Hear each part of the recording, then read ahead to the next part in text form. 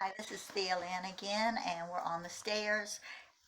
The last time I talked with you, we were discussing Alzheimer's and how difficult it can be to communicate, and how it's good to find something that your loved one enjoys that you can share together. And we talked about music.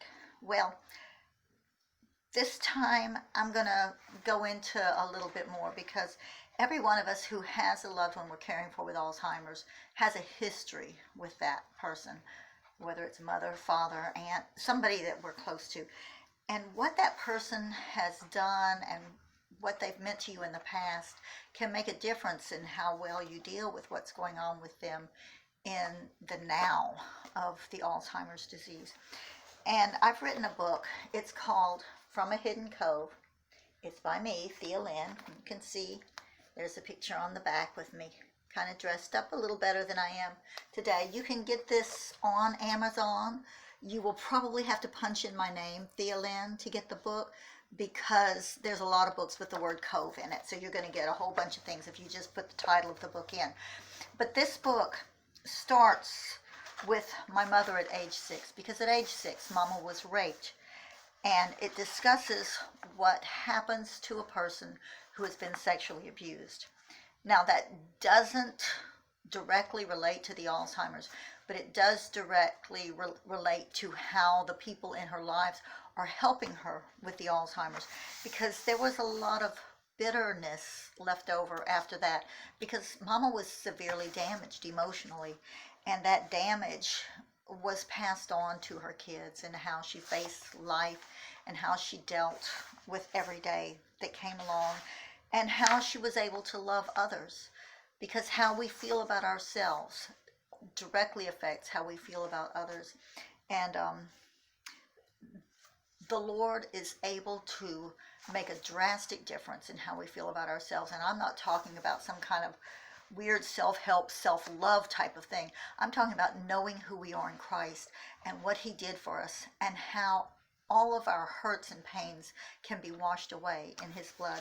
I'm just going to read to you the first little page of this just to give you like an opening glimpse of how this book is how it relates to you, because it does talk about sexual abuse and how that goes on, but it doesn't go into gory detail. It doesn't glorify it in any way. It tells that it happened and then goes on to talk about how it affected not only my mother, but how she treated her own children. And it starts from a hidden cove, and there's a little poem here, and it's from a hidden cove into a wide valley, guided by a hand I cannot see. The tiny blonde fairy perched delicately in the magnolia tree. She was looking for the perfect flower, a gift for Mother, who had just given birth to a new sister. Becky flitted from limb to limb in the ancient magnolia. Its branches were enormous, sloping down from the trunk and resting heavily on the ground. Picking a flower for Mother and another for baby Rachel, she looked forward to presenting her gifts that night when they came home from the hospital. It was early June in East Texas, and the magnolias were in full bloom, creamy white with large, waxy petals. The days were warm and idyllic, each one filled with wonder for a 6-year-old. Becky and her older sister Ruth were excited about their new sister Rachel, a welcome addition to the happy little family.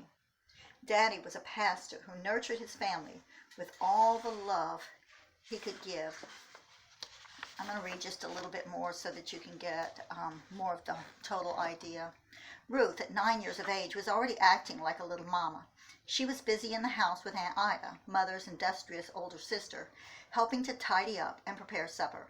Ruth reveled in domestic duties. Becky, in true fairy form, loved being outdoors in the fresh air and sunshine. This scene of tranquility had darkness lurking close by. Becky's backyard connected to the backyard of a wolf disguised in the clothes of a harmless little old man. His compliant wife held the same twisted darkness in her soul. They were watching Becky from their kitchen window. The yards were open to one another. No one needed fences. The world was a safe and shining place in 1941, or so it seemed. So if you feel that reading about how sexual abuse can affect your family, I would recommend this book. It also tells how the Lord, through many, many difficulties, is able to redeem his own. And if you are dealing with a loved one with Alzheimer's, even if you have a bad or troubled past, try to look beyond that and see the need in their eyes as they're frightened by their inability to function like they used to. My mother recently has begun saying, I feel like I'm going crazy. I think I must be going crazy. She doesn't understand what's happening, and it's hard to watch. And so we need the Lord's help for us to love those who really, really need us.